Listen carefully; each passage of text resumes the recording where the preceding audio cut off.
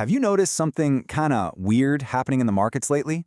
Gold, that ancient glittery metal, is on an absolute tear, hitting these insane record highs. But the reasons why? Well, they're not what you'd expect at all. It's like the old rule book has just been completely tossed out. So let's dive into this and figure out what's really going on behind the curtain. So that's the big mystery, right? Why are the market's rules suddenly breaking? I mean, for years, investors followed a pretty simple script. When things are good and everyone's confident, you buy stocks. When everyone's scared, you run for the safety of gold. Simple. But now that script has been totally flipped on its head, and figuring out why is the key to seeing the much bigger picture. And this is where things get really strange. I mean, traditionally, stocks and gold are like oil and water. They just don't mix. When risk-on stuff like stocks are booming, gold, the ultimate safe haven, usually takes a back seat. But today, we're seeing this totally unprecedented alliance. The stock market is in a full-blown bull run, and gold is surging right there alongside it. They're both going up together. That's just not supposed to happen. And listen, we're not talking about some tiny little blip on the radar here. Since October of 2022, gold has shot up 2.5 times. That is a massive rally that you just can't ignore. It's a huge signal that something fundamental, something structural, is shifting deep beneath the surface of the global financial system. Okay, so like any good detective, let's start by rounding up the usual suspects.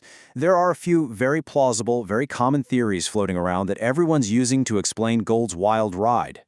First up, the fear of a bubble. The idea here is pretty straightforward. Investors are looking at the stock market, especially that handful of giant tech stocks driving everything, and they're getting major flashbacks to the dot-com bubble back in '99. So they're buying gold as a hedge, an insurance policy, just in case this whole AI-fueled party comes to a sudden, screeching halt.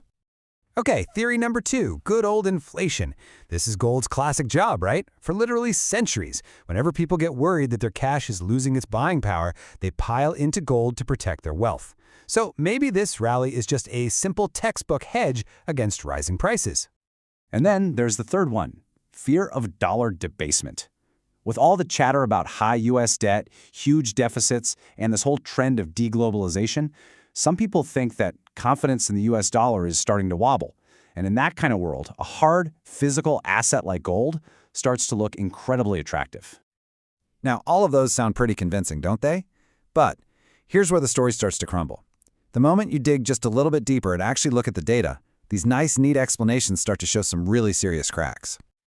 Let's kick things off with that AI bubble theory. If investors were truly terrified of a market crash, you'd see it, right? You'd see the fear. But the market's fear gauges, like the VIX index, have been hanging out at really low levels.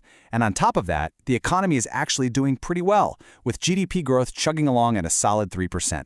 The data just doesn't back up the idea of widespread panic. Okay, so what about inflation? Well, here's the thing.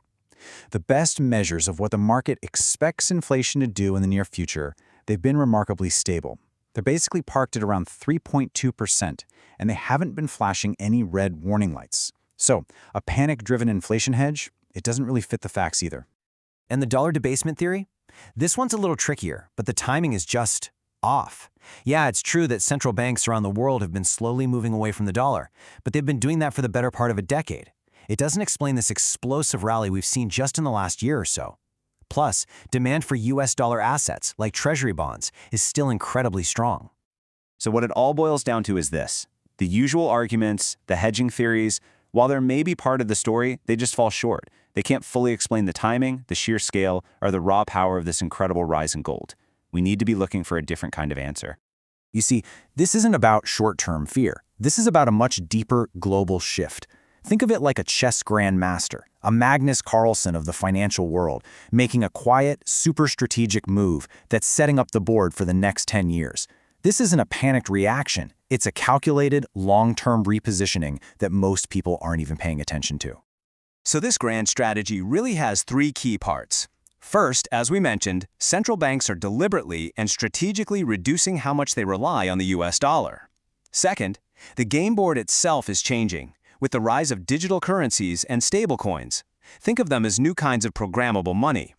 And third, and this is the real kicker, gold is being positioned as the ultimate, trusted asset to back these new forms of currency, creating a direct challenge to the dollar's long-held reign. Now, to really get why this is such a huge deal, we got to do a quick refresh on what fiat currency even is.